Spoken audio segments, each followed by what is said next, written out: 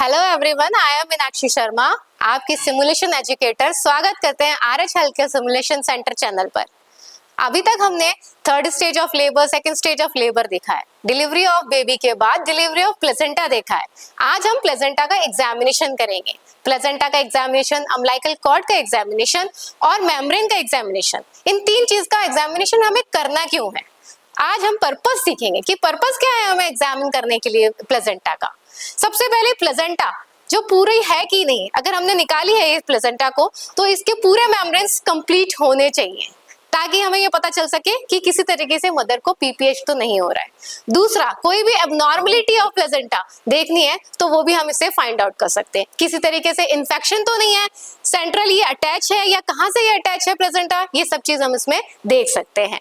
Second point हमारा ये है कि हम प्लेसेंटा पूरी तरीके से एक्सपेल हुआ है नहीं, किसी तरीके से कोई भी मेम्ब्रेन या कोई भी छोटा पार्ट अगर उसके अंदर रह गया है तो हम इससे ये फाइंड आउट कर सकते हैं।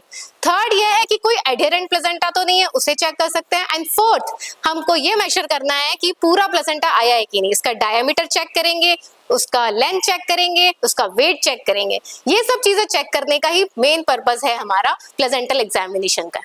इस प्लेसेंटल एग्जामिनेशन के लिए आपको क्या क्या चीजों की जरूरत पड़ेगी। सबसे पहले हम आते हैं आर्टिकल्स पर। So first we have required 1 gloves, some swabs to separate the membrane. Third one, weight machine to measure the weight of placenta, 1 kidney tray, 1 inch tape or a scale,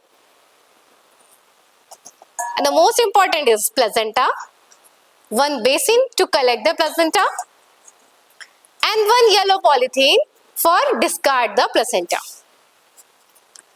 These are the main requirement and 1 Macintosh जिस पे हम placenta को spread करेंगे। ये सारी चीजें के साथ साथ हमें पीपीई जो कि मैंने पहन रखा है, एक gown, apron, gloves and a mask, जिससे कि हम खुद भी प्रोटेक्टेड रहें, किसी भी तरीके से ब्लड स्टेन हमारे ऊपर ना आए। सबसे पहले हम अम्बिलिकल कॉर्ड को देखेंगे, फिर प्लेसेंटा को देखेंगे, प्लेसेंटल मेम्ब्रेन्स को देखेंगे। एक फ्लैट सरफेस में मैं इस तरीके से फीटल सरफेस ऊपर है और ये अम्बिलिकल कॉर्ड है। इस अम्बिलिकल कॉर्ड की जो लेंथ है वो हमारी 50 to 60 सेंटीमीटर जनरल होती है। प्लस हमें अम्बिलिकल कॉर्ड में ये चेक करना है कि यहाँ पर 2 आर्टरीज 1 वेन है या नहीं।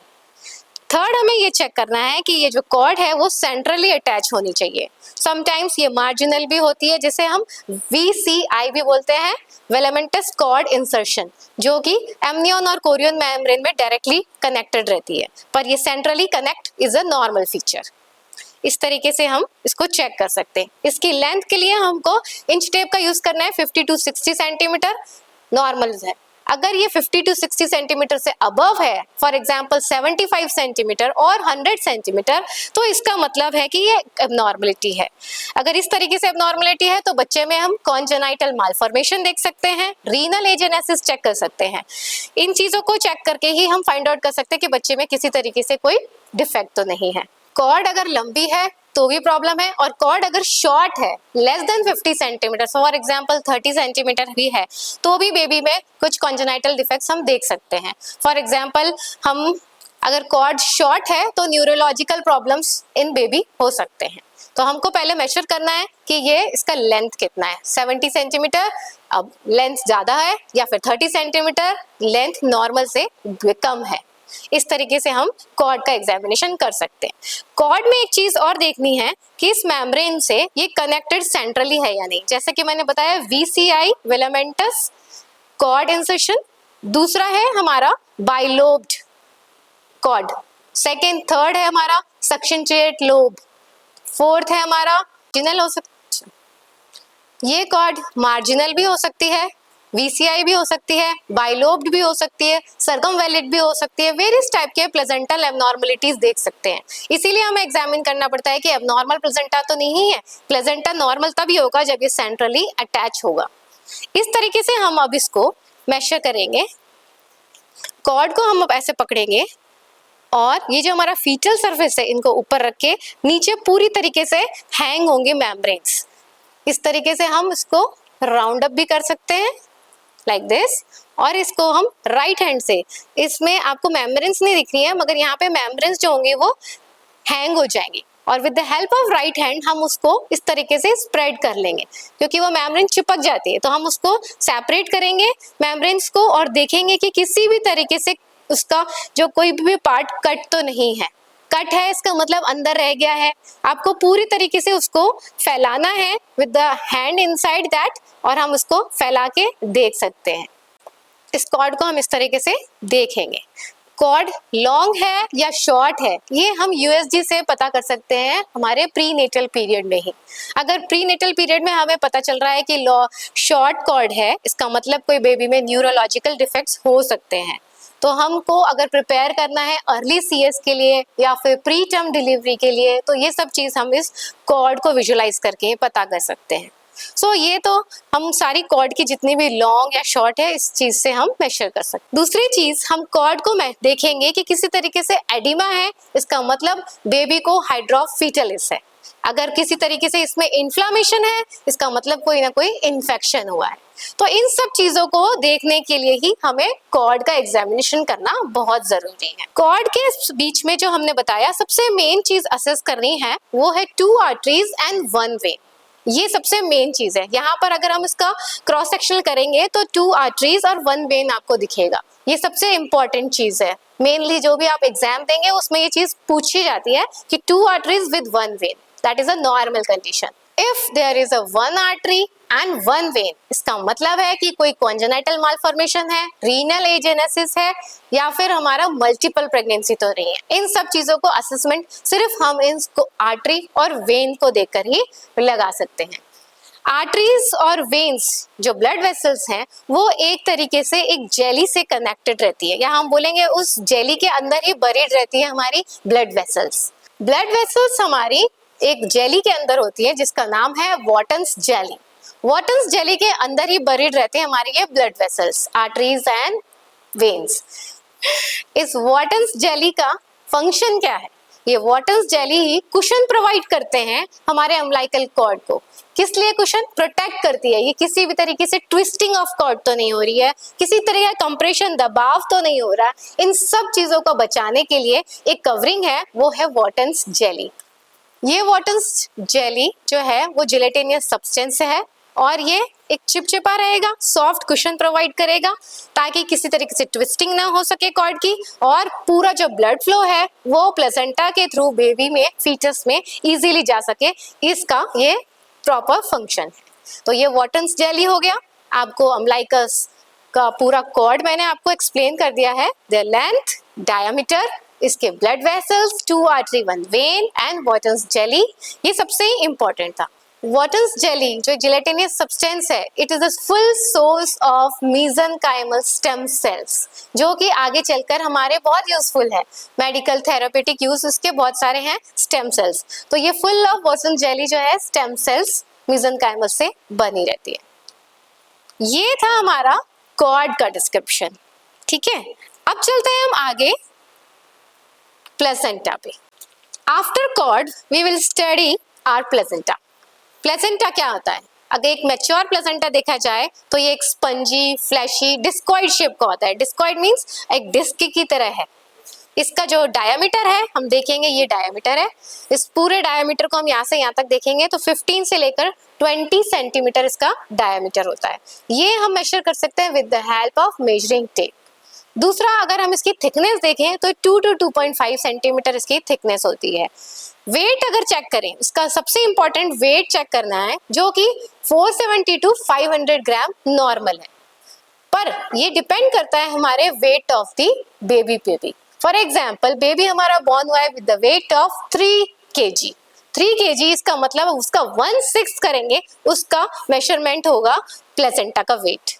फॉर एग्जाम्पल 3 kg का वेट है तो इसका वेट ऑटोमेटिकली 500 ग्राम होगा। डिपेंड करता है हमारा बेबी का वेट कितना है, उसका 1/6 पार्ट वेट जो है वो हमारे प्लेसेंटा का होगा। अब इस प्लेसेंटा में हम मेनली 2 सरफेस को मेजर करेंगे। फर्स्ट सरफेस होता है हमारा फीटल सरफेस, और जो बिलो सरफेस है वो है हमारा मैटरनल सरफेस। सबसे पहले हम फीटल सरफेस को देखते हैं। इस तरीके से हमने एक फ्लैट सरफेस पे मैकिंटॉश में बिछाकर अपने प्लेसेंटा को स्प्रेड कर लिया। फीटल सरफेस में हम आपको देखेंगे फीटल सरफेस को हमको देखने के लिए सबसे पहले हमें एक फ्लैट सरफेस पर, मैकिंटॉश पर हम इस प्लेसेंटा को इस तरीके से रखेंगे। ऊपर वाला सरफेस को हम फीटल सरफेस कहते हैं और नीचे वाले सरफेस को हम मैटरनल सरफेस कहते हैं। फीटल सरफेस को देखने के लिए सबसे पहले क्या देखेंगे कि हम फीटल सरफेस पर एक ग्लिसनिंग शाइनिंग एमनियन मेम्ब्रेन होगी। ठीक है, ग्लिसनिंग शाइनिंग ग्रे कलर की हमारे पास ऊपर की एकदम शाइनिंग मेम्ब्रेन होगी, जबकि नीचे कोरियोनिक मेम्ब्रेन मैटरनल साइज पे देखेंगे तो वो कोरियोनिक मेम्ब्रेन दिखाई देगी। इसका कलर ग्रे कलर का होता है। फीटल सरफेस पे हमें ये दिखने भी ब्लड वेसल्स दिख रहे हैं, ये आपको बिल्कुल उठे हुए दिखाई देंगे, ऐसा लगेगा ये ब्लड वेसल्स उभरे हुए हैं। तो इन ब्लड वेसल्स को हम इजीली चेक कर सकते हैं अम्बिलिकल कॉर्ड के आसपास। इस फीटल सरफेस को ऊपर से जो हम देख सकते हैं, यहाँ पर ही हमारी एक कॉर्ड सेंट्रली अटैच होनी चाहिए। अगर ये सेंट्रली अटैच है और यहाँ पर हम देखे जाएंगे कि एक होल है, उस होल में से ही हमने बेबी को डिलीवर किया था। तो इस एमनियोटिक मेम्ब्रेन, जैसे हम बोलते हैं एमनियोटिक मेम्ब्रेन जो है वो अब रप्चर हो गई है, आफ्टर दैट बेबी निकलता है, तो ये फीटल सरफेस के मेम्ब्रेन से ही वो बेबी इजीली बाहर निकलता है। तो जब हम इसको चेक करेंगे तो यहाँ पर आपको एक होल दिखाई देगा, सिर्फ एक होल दिखाई देना चाहिए जहाँ से बेबी डिलीवर हुआ है। अगर कुछ पीसेस या फ्रेगमेंट्स जो टूटे हुए हैं, हम उसको देख सकते हैं कि वो यूट्रस के अंदर तो नहीं रह गए।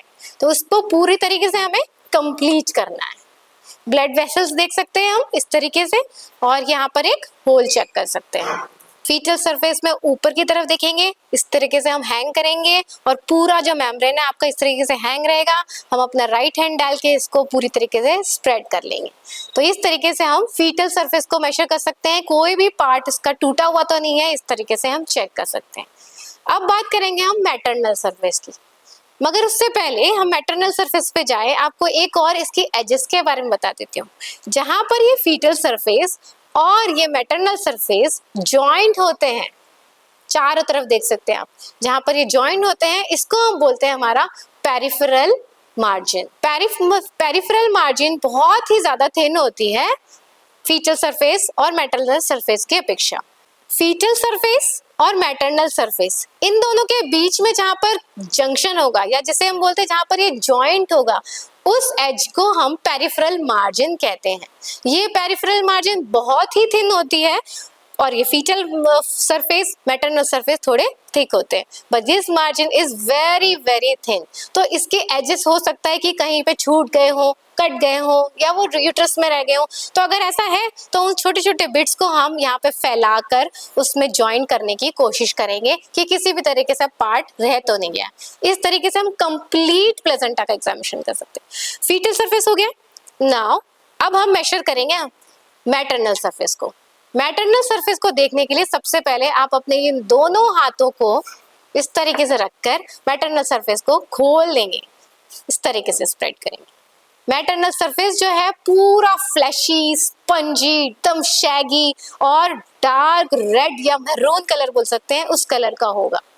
ये डायरेक्टली यूट्राइन वॉल मदर के उससे जुड़ी रहती है, इसीलिए इसका कलर ऐसा होता है। इस तरीके से हम देख सकते हैं इसमें बहुत छोटे छोटे छोटे छोटे कम से कम 15 से 20 लोब्यूल्स या फिर उसको बोल सकते हैं कॉटिलिडन्स वहां पर होते हैं। यही हमें चेक करना है कि कॉटिलिडन्स जो है 15 to 20 के बीच में है कि नहीं। अगर कुछ भी इसमें रह गया है तो इसका मतलब क्या है, यूट्राइन वॉल के अंदर उसका कुछ पार्ट रह गया है and it will cause sepsis और पीपीएच टू द मदर। इस तरीके से हम उसको ऐसे खोल के देखेंगे कि जो मेम्ब्रेन है ना आपकी, समझ लीजिए वो मेम्ब्रेन नीचे है, उसको हम अलग करेंगे। ऊपर वाली मेम्ब्रेन हमारी एमनियन थी, अंदर वाली कोरियन है। तो इस मेम्ब्रेन को हम देख सकते हैं इस तरीके से, और यहाँ पर पूरी कनेक्टेड रहेंगी हमारी कॉटिलिडन्स या फिर 15 to 20 लोब्यूल्स भी बोल सकते हैं। इस मैटरनल सरफेस में हम 15 to 20 लोब्यूल्स को चेक करेंगे, जिसे हम कॉटिलिडन्स भी कहते हैं। कॉटिलिडन्स जो है वो डिविजन्स में होते हैं, जिस डिवीजन में होते हैं उसको हम सेप्टा बोलते हैं। ये कॉटिलिडन्स बनती किससे हैं, हमारी स्टेम विलाई से। स्टेम विलाई कलेक्ट होकर ही पूरे कॉटिलिडन्स बनाते हैं। तो सबसे इंपॉर्टेंट चीज आपको क्या चेक करना है मैटरनल सरफेस से, कि 15 to 20 लोब्यूल्स उसमें प्रेजेंट है या नहीं। अगर नहीं तो you have to check the uterus again. Uterus को चेक करना इसलिए जरूरी है, बार बार मैं आपको बता रही हूँ कि पीपीएच या फिर सेप्सिस ना हो जाए। अब मैंने बताया था आपको ये मैटरनल सरफेस और ये फीटल सरफेस के बीच में जो ये पेरिफेरल मार्जिन है ये बहुत ही ज्यादा थिन होती है, इसके एजेस को भी मिलाना बहुत जरूरी है। इस तरीके से हम यहाँ पे रख के इसके पेरिफेरल एजेस को जो भी पीसेस रह गए उनको हम जोड़ के देख सकते हैं कि वे कंप्लीट है या नहीं। प्लेसेंटा की बात की जाए तो ये 30% ऑफ यूट्राइन वॉल को कवर करके रखती है। तो ये था हमारा cord, foetal surface and placental surface. इन तीन चीजों को आपने आज जाना है। एग्जाम पॉइंट ऑफ व्यू से बात करें तो प्लेसेंटा की फंक्शनल यूनिट का क्वेश्चन सबसे ज्यादा पूछा जाता है। What is the functional unit of placenta? तो इसका आंसर है हमारी कोरियोनिक विलाई।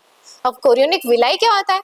तो कोरियोनिक विलाई एक फिंगर लाइक स्ट्रक्चर होता है, जैसे उंगली या फिर हम हिंदी में बोले तो एक अंगूर के दाने के बराबर एक विलाई होती है कोरियोनिक विलाई क्या होता है? एक फिंगर लाइक स्ट्रक्चर, या फिर हम बोल सकते हैं कि एक अंगूर के बराबर एक स्ट्रक्चर बना हुआ है मैटरनल सरफेस पे। ये हमारा मैटरनल सरफेस है, यहाँ पे कोरियोनिक विलाई है और वो फिंगर लाइक स्ट्रक्चर है, ठीक है। और ये मैटरनल सरफेस स्पेस में होता है, जैसे हम कहते हैं इंटरविलस स्पेस। इसका फंक्शन क्या है? सबसे इंपॉर्टेंट फंक्शन इसी का है, वो क्या करता है? ऑक्सीजन और न्यूट्रिएंट्स और जितना भी वेस्ट मटेरियल है उन सब चीजों का एक्सचेंज करने का काम इन कोरियोनिक विलाई का ही होता है। मैटरनल और फीटल सर्कुलेशन के बीच में जो हम करते हैं, अगर ये सारी चीजों को एक्सचेंज देखें, ऑक्सीजन का, न्यूट्रिएंट्स का या फिर हमारे वेस्ट मटेरियल का, तो ये सब चीज कोरियोनिक विलाई का काम है। इसीलिए हम इसको फंक्शनल यूनिट ऑफ प्लेसेंटा कहते हैं। Don't forget the answer is chorionic villi. Placenta के फंक्शंस को पढ़ेंगे। प्लेसेंटा का मेन फंक्शन क्या है? ऑक्सीजन सप्लाई करना, न्यूट्रिशन देना और वेस्ट मटेरियल को बाहर निकालना। तो सबसे main transfer of gases, oxygen, carbon dioxide, इनका एक्सचेंज करना है। दूसरा वेस्ट मटेरियल को बाहर निकालना है और तीसरा न्यूट्रिशन पहुंचाना है। तो तीन काम हो गए। इसका एक रेस्पिरेटरी फंक्शन है, इसका न्यूट्रिटिव फंक्शन है और इसका एक्सक्रीटरी फंक्शन है। सेकेंड पॉइंट अगर हम देखें कि प्लेसेंटा का फंक्शन है एंजाइमेटिक फंक्शन, इसमें जो एंजाइम्स होते हैं वो भी हेल्पफुल है, प्लस एंडोक्राइन फंक्शन भी काम करता है। And third one is barrier function, barrier का काम करता है। फोर्थ वन, बैरियर का मतलब क्या है? फॉर एग्जाम्पल हमने किस मदर को कोई ड्रग दी है ड्यूरिंग एंटीनेटल पीरियड, तो वो ड्रग्स बच्चे को कोई नुकसान ना पहुंचाए, इसीलिए वो ड्रग्स को पहले हम चेक करके देते हैं और ये बैरियर उसको और प्रोटेक्ट करके रखता है। Next is immunological function and fifth one is other function. Other function में जैसे प्लेसेंटल जो वो हीट मेंटेन करके रखता है। तो ये सारे फंक्शंस हमारे प्लेसेंटा के हैं जो आज हमने पढ़े।